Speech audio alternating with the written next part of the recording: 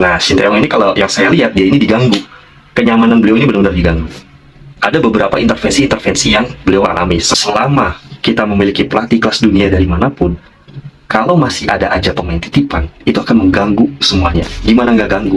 Tapi kan mengandalkan pemain keturunan yang hanya beberapa gelintir ini, nggak cukup gitu loh. Ya mungkin memang kita butuh tambah pemain keturunan, seperti Kevin Dix misalnya, seperti pemain grade A lainnya. Karena kalau kita lihat, praktis tadi itu lawan Irak, pemain lokal kita ini benar-benar kayak kehilangan jati diri, kehilangan sentuhan. Kita yang terdikte, dan kita panik. Mental kita udah down ketika kita gol bunuh dirinya si Jordi Amat itu. Mental kita benar-benar drop. Di sini bicara mental, tapi nggak apa-apa, ini kan baru pertandingan pertama. Semoga di pertandingan kedua, pertandingan berikutnya, kita bisa belajar dari kesalahan.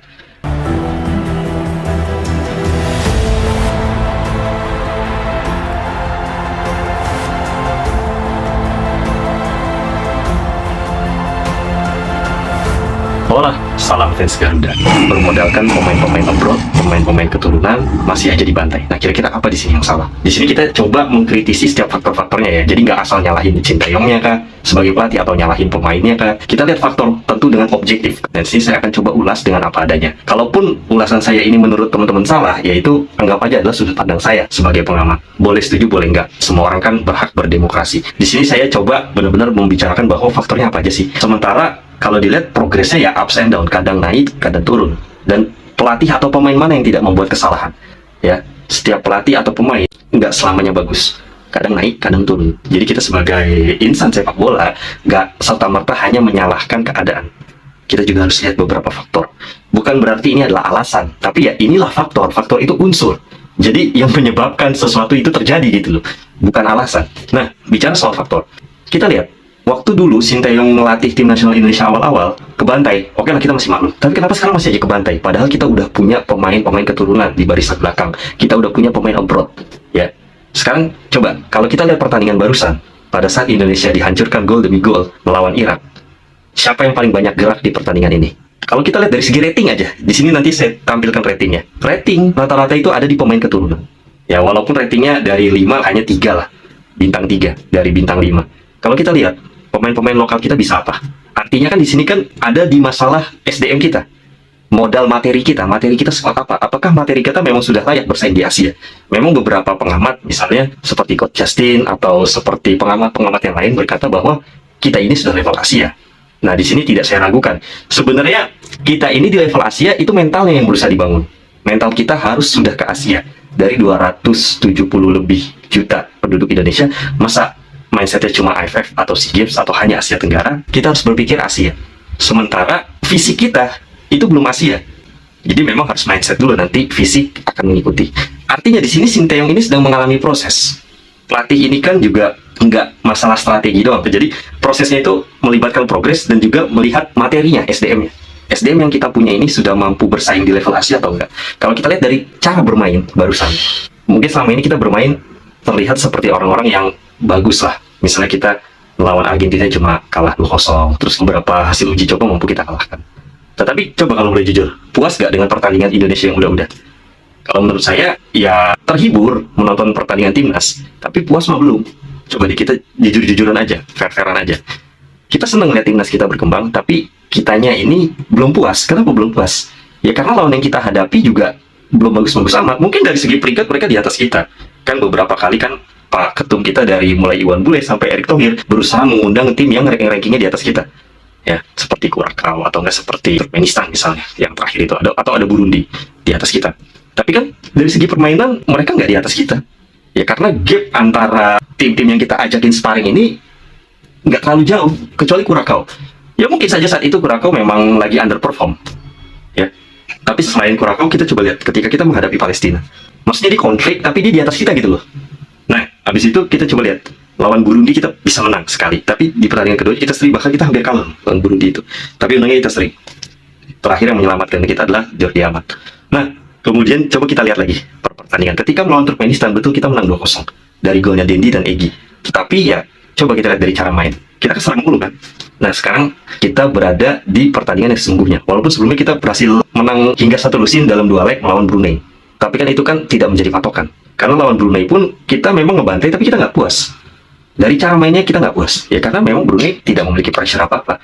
Begitu melawan Irak, di sini kita bisa lihat gambaran nasib kita di Piala Asia nanti. Tapi kita coba bicara fair. Selama teman-teman, termasuk saya, melihat performa timnas, apakah sudah puas di era Sinteyong? Kita terhibur, tapi kita belum puas.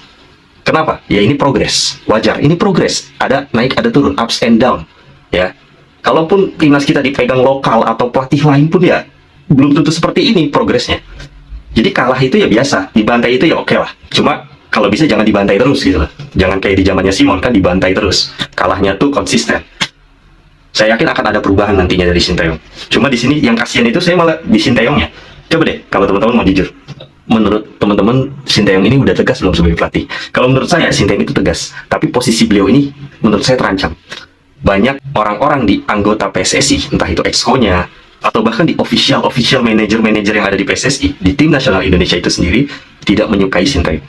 Karena kenapa? Karena ini bicara bisnis sih, bicara persaingan, bicara mendapatkan kursi atau tempat di tim nasional Indonesia. Karena kan kursi di tim nasional Indonesia ini, apapun jabatannya, itu adalah kursi panas, kursi yang menggiurkan. Orang apa-apa nggak akan kecium KPK kok. Gitu loh.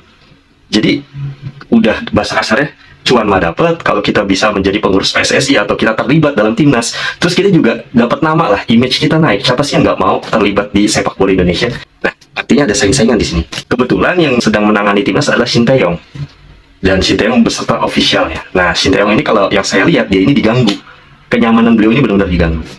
Ada beberapa intervensi yang beliau alami. Sebelumnya sempat ada istilah local pride atau penyempong STY. Tapi kalau kita lihat dari sisi lain, pemain pilihan Sinteyong ada yang tidak memuaskan. Jadi pelatih memang memiliki kriteria untuk permainannya. Tetapi saya melihat nggak semua ya. Beberapa pemain yang dipilih Sinteyong, terutama orang-orang lokal, itu seperti pemain yang terpaksa harus diikut sertakan di squad Sinteyong ini. Jadi bukan benar-benar Sinteyong milih. Jadi kayak anggaplah seperti pemain titipan lah. Seperti di konten saya sebelumnya saya sudah bilang, kita ambil contoh. Coba dari pertandingan tadi, selama 76 menit penuh, ada satu pemain yang berasal dari klub di Liga 1 yang sebentar lagi mau degradasi ke Liga 2. Jadi ada seorang pemain yang berpangkatkan kepolisian, kebetulan orang dalamnya mungkin kuat, orang kepolisian juga yang menjadi pengurus di satu klub tersebut di Bayangkara, dan juga menjadi manajer di tim nasional Indonesia. Pasti kalian tahu, tanpa saya sebut namanya pasti kalian tahu. Kenapa pemain ini konsisten selalu dibawa oleh Sinteyong, bahkan selalu menjadi starter. Coba deh, kita lihat, pemain ini selalu menjadi starter, padahal di Liga dia nggak bagus-bagus amat. Oke? Dan klubnya pun mau degradasi. Sementara kita memiliki striker gacor, kita memiliki, gak cuma dia lah bahasa kasarnya. Banyak pemain yang masih memiliki kesempatan dan hak yang sama untuk membela tim nasional Indonesia. Jadi langkah baiknya mungkin kalau pemain ini nggak dibawa, tapi sepertinya pemain ini sulit kalau untuk nggak dibawa. Kayaknya nggak bisa untuk ditinggal pemain ini. Karena kalau ditinggal, mungkin keadaan Sinteyong sendiri yang berbahaya. Orang kalau udah dititip, kalau ada the power of orang dalam, walaupun pelatih istilahnya nggak bisa diintervensi, tapi kan tetap dia ini pendatang. Sinteyong ini pendatang di Indonesia. Dia ini berusaha membangun tim sesuai filosofi sepak bola dia. Tetapi selama pengurus-pengurus tim nasional Indonesia, PSSI dan sebagainya, dan ofisialnya, masih memiliki mindset kuno yang disebut nitip pemain, orang dalam yang kuat, akhirnya mengganggu misi dan planning yang sudah diusung oleh pelatih sekaliber Sinteyong. Jadi mau pelatih sekaliber Sinteyong atau sekaliber dunia yang lainnya, termasuk Pep Guardiola mungkin, kalau masih bisa diintervensi, maka misi dia nggak jalan, skema dia nggak jalan. Kalaupun jalan nggak maksimal, karena ada gangguannya itu ya pemain titipan. Gitu. Kita lihat selama 76 menit jalannya pertandingan. Kalau kita lihat rating Deddy Sulistiawan itu berapa? Rating dia itu sama kayak Nadeo. Bukan berarti saya mengatakan Nadeo jelek. Nadeo penjaga gawang, ya. Tugas dia hanya menghalau di pintu terakhir. Dia ini terakhir penjaga gawang, nggak bisa disalahin. Mau Nadeo, mau Hernando, siapapun yang menjaga gawang tim nasional Indonesia nggak bisa disalahin. Karena dia pintu terakhir. Yang harus dipertanyakan adalah kenapa orang bisa nendang ke gawang Nadeo gitu? Kenapa orang bisa nendang ke gawang kita? Kenapa nggak kita antisipasi itu? Karena ketidakmampuan SDM kita untuk bersaing berduel 1 lawan 1 melawan pemain Irak. Ini baru Irak loh yang kita hadapin, belum Jepang. Irak ketemu kita aja kayak gini, karena kita levelnya jauh di bawah dia. Secara 69 ketemu 145. Irak kalau ketemu Jepang nggak kayak gini mainnya. Dia yang diobrak-abrik sama Jepang. Nggak usah Irak ketemu Jepang, Irak ketemu Iran deh, atau Irak ketemu Saudi Arabia coba. Nggak bakalan Irak mainnya kayak begini. Pasti sangat berhati-hati. Kenapa Irak mainnya kayak tadi, begitu strong, begitu terbuka? Ya karena mereka dengan mudahnya mengeksploitasi setiap lini di pertahanan kita. Bahkan lini tengah kita itu udah dikuasai dia. Dan kita memberikan dia ruang untuk bermain lepas. Jadi mereka yang mendikte kita dalam permainan tersebut. Kita terima dulu kekalahan ini. Ya, semoga akan ada progres ke depannya. Cuma lagi-lagi saya cuma mau berpesan, ya, selama kita memiliki pelatih kelas dunia dari manapun, kalau masih ada aja pemain titipan, itu akan mengganggu semuanya. Gimana nggak ganggu? Bayangin, dari 11 pemain, misalnya dari 11 pemain, yang seharusnya itu tempatnya Dendi ini ditempati oleh Sananta misalnya, atau ditempati oleh pemain lain, digeser ke tengah, untuk menutup lini tengah misalnya, kan setidaknya tidak ngabis-ngabisin kuota gitu. Apalagi Dimas Derajat sempat sakit kan tadi, akhirnya ditarik. Masuklah strike masuk, berubah langsung permainan. Indonesia setidaknya masih memiliki peluang. Dan kita lihat betapa ngototnya pemain keturunan kita kayak Elkan Bagot, walaupun dia juga bikin kesalahan dalam pertandingan ini. Kita lihat gol daripada pemain-pemain tim nasional Irak dan tim nasional Indonesia ya. Kalau kita lihat di sini, gol pertama itu ada dari Rasan ya. Bashar Rasan ini mencetak gol di menit ke-20. Ya, ini buah dari kesalahan Mark Klok yang terlalu lama memegang bola. Dia gagal clearance karena terlalu lama. Di sini ada dua kesalahan Mark Klok. Mark Klok itu andil di kesalahan gol pertama di menit ke-20 dari Rasan. Kemudian gol keempat Irak itu juga asalnya dari Mark Klok yang jadi mengandalkan Asnawi untuk membuang. Sementara komunikasi dengan Asnawi kurang bagus karena Asnawi juga saat itu pasti mengira Klok ingin mengambil bola itu, tapi dia malah membiarkan Asnawi. Akhirnya direbut kan sama pemain Irak dan menciptakan gol keempat. Kalau gol kedua yang gol bunuh diri dari Jordi Amat itu nggak bisa disalahkan, emang pemain Irak yang bagus gitu. Dia pintar melihat celah. Memang kalaupun Jordi Amat tidak menutup umpan tersebut, kan niatnya kan mau motong ya. Kalaupun Jordi Amat nggak motong, ya tetap pemain Irak bisa menyambar umpan tersebut. Walaupun masih ada kemungkinan Nadio bisa mengantisipasinya, tapi nggak bisa disalahkan gol kedua. Yang patut dipertanyakan itu penyebab gol pertama karena Mark Klok terlalu lama, gagal clearance. Ya, dan kemudian ada di memang pemain Irak yang bagus ya, kita diacak-acak sekelas Simpati namanya masih bisa diacak-acak loh. Habis dia itu. Yang akhirnya mendapatkan cutback dan disontek. Nah, kemudian terakhir serangan balik. Gol dari serangan balik ini lagi-lagi menjadi ancaman buat tim nasional Indonesia. Karena di level Asia dan di level dunia, sedikit kesalahan, apalagi terkena counter press atau counter attack, ya hasilnya bisa berbeda gitu. Kita kalau lihat permainan Irak barusan, mainnya cepet banget. Mereka mainnya nggak banyak pegang bola. Jadi persamaan tim nasional senior kita dengan timnas junior kita ini agak lama pegang bola. Sehingga mudah ditebak lawan dan ketika di pressing, kitanya panik. Kalau kita punya kualitas masih mending ya. Maksudnya kita kualitasnya di bawah mereka. Kita coba-coba mengelabui mereka, bermain teknik melawan mereka. Akhirnya kita yang kena hukuman. Coba kita lihat timnas U17 hari ini dengan tim nasional senior. Kesamaannya adalah di terlalu lama pegang bola, kurangnya support, dan membiarkan lawan mengembangkan permainan. Akhirnya begitu terkena counter, terkena high press, kita terdikte dengan pola permainan lawan. Ya lawan sih enak, tinggal memperlambat tempo aja, mengambil alih jalannya pertandingan.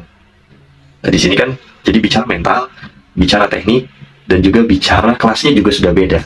Selama ini mungkin kita menang di Asia Tenggara, di level Asia Tenggara, atau kita menang di peringkat yang ya nggak jauh-jauh dari kita. Tapi begitu menghadapi tim yang peringkatnya jauh dari kita, apalagi kalau dia serius, di event yang benar-benar penting, ini kan eventnya penting banget, kualifikasi Piala Dunia dan Piala Asia sekaligus poinnya pun besar ya, tentu musuh akan memaksimalkan itu gitu. Jadi ini bukan serta-merta faktor pelatih juga ya, bukan faktor pelatih juga, memang materi kitanya aja yang belum memadai. Itu kalau kita mungkin tidak memiliki pemain keturunan seperti kengototan Elkan Bagot yang menyebabkan bola liar ke arah pertahanan Irak yang akhirnya bisa disambar dikejar loh oleh Marvel Strike kan. Dia ngejar, kalau pemain kita mungkin udah dibiarin out itu, dia kejar, kemudian dengan tekniknya dia berusaha dengan kecerdasannya melihat temannya yang melakukan pergerakan tanpa bola, yaitu Simpati Nama. Itu nggak mudah, itu kelasnya ya levelnya juga udah beda. Tapi kan mengandalkan pemain keturunan yang hanya beberapa gelintir ini nggak cukup gitu loh. Ya mungkin memang kita butuh tambah pemain keturunan seperti Kevin Dix misalnya, seperti pemain grade A lainnya. Karena kalau kita lihat praktis tadi itu lawan Irak, pemain lokal kita ini benar-benar kayak kehilangan jati diri, kehilangan sentuhan. Kita yang terdikte dan kita panik. Mental kita udah down ketika kita gol bunuh dirinya si Jordi Amat itu, mental kita down secara pemain yang harusnya menjadi panutan ya kan, malah dia yang bikin banyak kesalahan gitu. Jordi Amat sempat bikin banyak kesalahan tadi selain daripada gol bunuh diri. Begitu gol bunuh diri Jordi Amat, mental kita benar-benar drop. Di sini bicara mental, tapi nggak apa-apa, ini kan baru pertandingan pertama. Semoga di pertandingan kedua, pertandingan berikutnya kita bisa belajar dari kesalahan. Kira-kira itu aja yang bisa saya sampaikan. Terima kasih telah menonton. Silahkan tinggalkan komen di bawah, saya juga mau lihat pandangan teman-teman. Lagi-lagi saya hanya berharap jangan serta-merta menghujat pemain-pemain kita, baik itu pemain muda, pemain junior maupun pemain senior. Biar gimana pun mereka ini masih berprogres dan berproses ya. Sampai kapan? Ya yang namanya proses itu selamanya, dan itu akan naik turun. Semua klub-klub Eropa atau klub-klub raksasa atau tim-tim yang besar pun juga seperti itu, naik turun, ada masa-masanya Yang penting kita selalu belajar dari kesalahan dan tetap support. Ya. Kita juga harus sadar diri bahwa ini adalah level yang berbeda. Level kompetisi yang sebelumnya jarang kita mainkan. Yang mana ketika kita masuk level kompetisi ini, kualifikasi Piala Dunia, kita selalu keteteran. Kapan kita bagus di kualifikasi Piala Dunia? Coba sebutkan. Kita nggak pernah bagus di kualifikasi Piala Dunia. Dan itu juga terjadi di hari ini. Ya semoga akan ada perbaikan. Terima kasih telah menonton. See you and thanks for watching.